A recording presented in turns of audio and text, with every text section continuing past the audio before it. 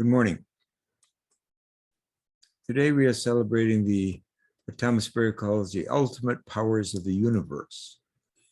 And this very much has to do with our discussion this week about shamanism too, are becoming initiated into a deeper and fuller mode of seeing the world.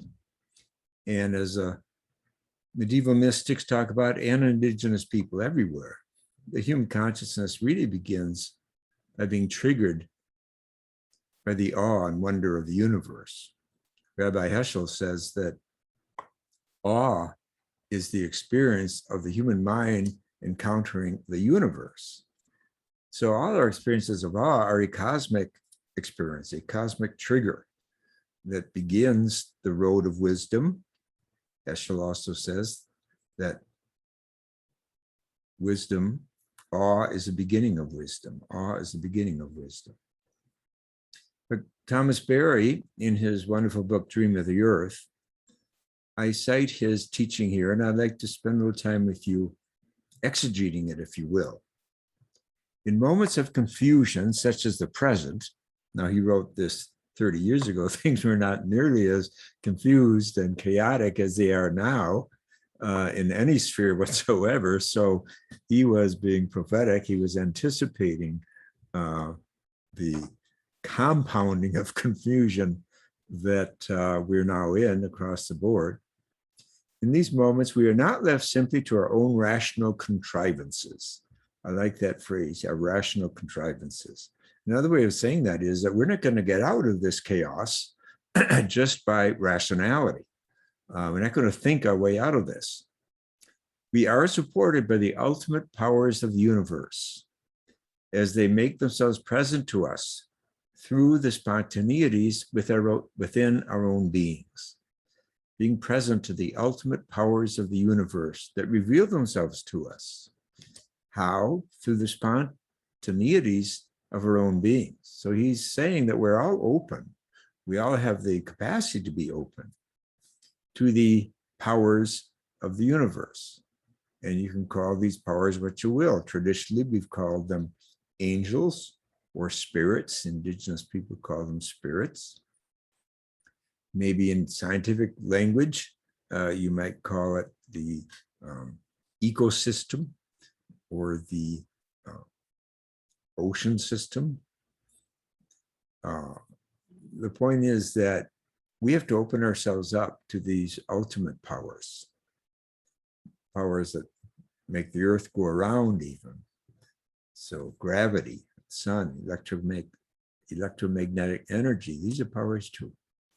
We need only become sensitized to these spontaneities, not with a naive simplicity, but with a critical appreciation. So it's not a time for naivete. And it's not a time to ditch our left brain, our rational brain, our intellectual brain, our science. It's not a time to ditch science, but it is a time to supplement it, to bring together what I would call the right and left hemisphere of the brain, the intuition and the rational, bring them together. So we're not naively simplistic, but do have a critical appreciation in the larger context of awe and wonder, reverence and gratitude. This intimacy with our genetic endowment, and through this endowment with the larger cosmic process, you see why I emphasize how the medieval mystics, like the indigenous people everywhere, address first the larger cosmic process.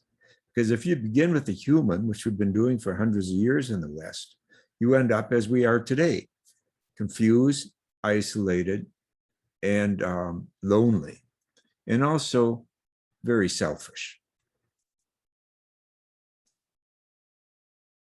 So through this endowment with the larger cosmic process, this does not happen primarily in the role of the philosopher, the priest, the prophet, or the professor. These professions are not going to save us. Philosophy, priest, prophet, professor.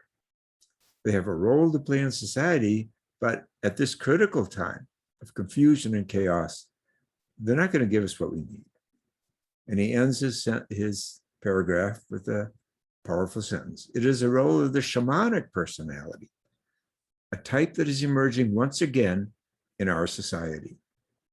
So I ask, are you encountering the shamanic personality within yourself arising or within others? I find it in a lot of young people that they have walked away from institutional religion, but they are seeking a more shamanic, which is to say a more cosmic approach to life and to spirituality, which raises deeper questions about whether we're doing education right, therefore professorships, whether we're doing religion right, therefore the priest, whether we're doing philosophy right, and of course, whether we're doing politics and economics right. So I think this teaching from Thomas Berry is very profound and very needed at this time of confusion and chaos.